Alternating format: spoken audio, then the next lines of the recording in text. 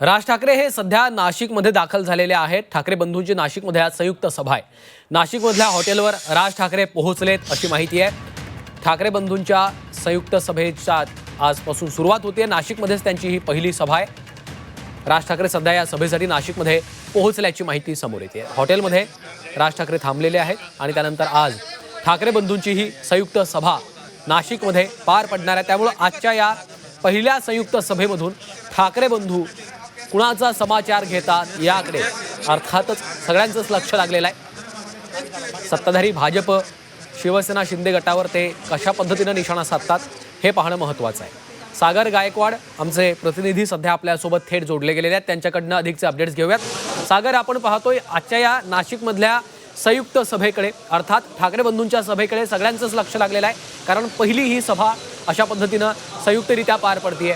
राज ठाकरे पोहोचलेले आहेत, कशा पद्धतीनं सभेचं नियोजन आहे आणि किती वाजता सभा सुरू होईल?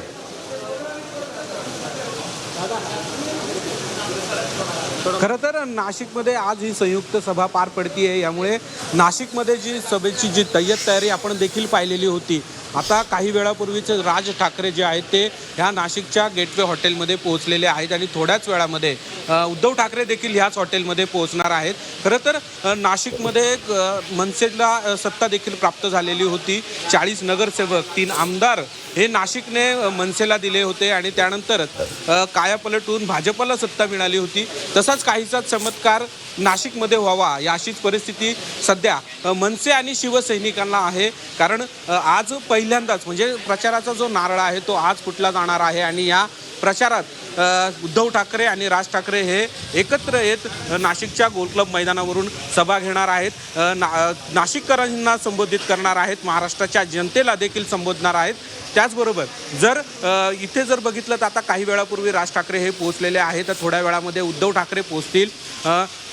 आता तरी सध्याच्या परिस्थितीमध्ये ग्राउंडवरती जी आहे ती मनसैनिक आहे, शिवसैनिक पोहोचता आहेत।